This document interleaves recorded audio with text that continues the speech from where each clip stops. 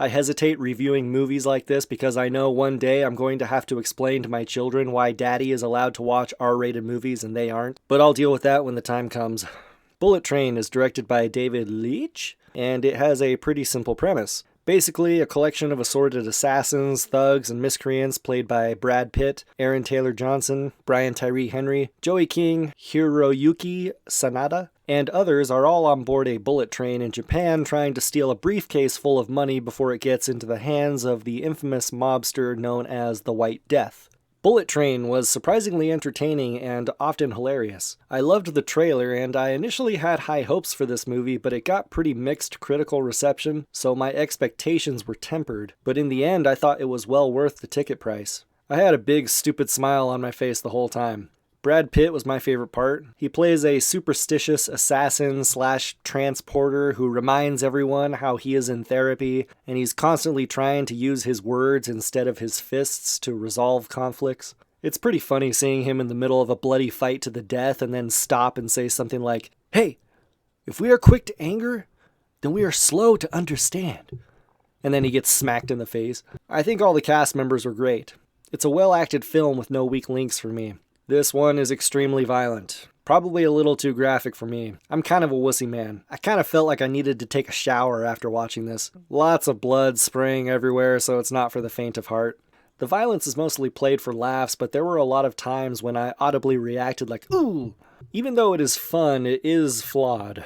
The primary flaw for me is that they don't do anything with the fact that we have a bunch of Westerners on a bullet train in Japan. This movie could have taken place on a train from Los Angeles to Old Town San Diego, and the script could have largely remained unchanged. Other than Hiroyuki Sanada and Andrew Koji, we have no major Japanese actors in the film, so it's just a lot of Westerners fighting each other while the occasional Japanese extra walks through the frame. I even think there were more white extras in the film than there were Japanese extras. Based on the trailer, I was hoping that they would play up the juxtaposition of the cutesy Japanese kawaii culture with the brutal violence.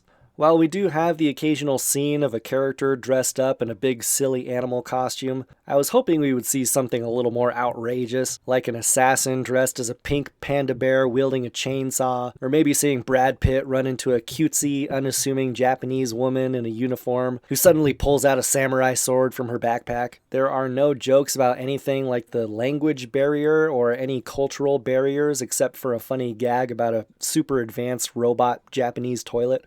It can be a lot of fun to watch the extremes of two cultures collide, and this would have been the perfect film to do that, but they don't exploit it. The fight choreography was decent, but it should have been more clever. It doesn't do the best job of being creative with the environment. It's pretty basic. Guy pushes food cart, guy jumps over food cart, guy throws bottle at other guy's head explodes. Another thing is I was expecting the plot to have more of a twist at the end. They try to put something in there to show why everyone is all connected to each other, but it was underwhelming. This is a terrible example, but you know, like in the movie Kangaroo Jack, where during the whole movie the main characters are being paid to smuggle cash from point A to point B, but then they find out they were delivering the money to pay for their own assassination? The ending for Bullet Train needed to be something like that. The dialogue is pretty clunky in the beginning of the film as well. They do that thing that I hate when they need to catch us up on the plot really quickly, so they'll have two guys arguing and one of them will say something like, "Do I need to explain to you why we're here?" And then the other guy will say, "No, I know why we're here." And then the other guy will say, "Well, I'm going to tell you again anyway. You see, we're here because the White Death hired us to save his son and bring the briefcase."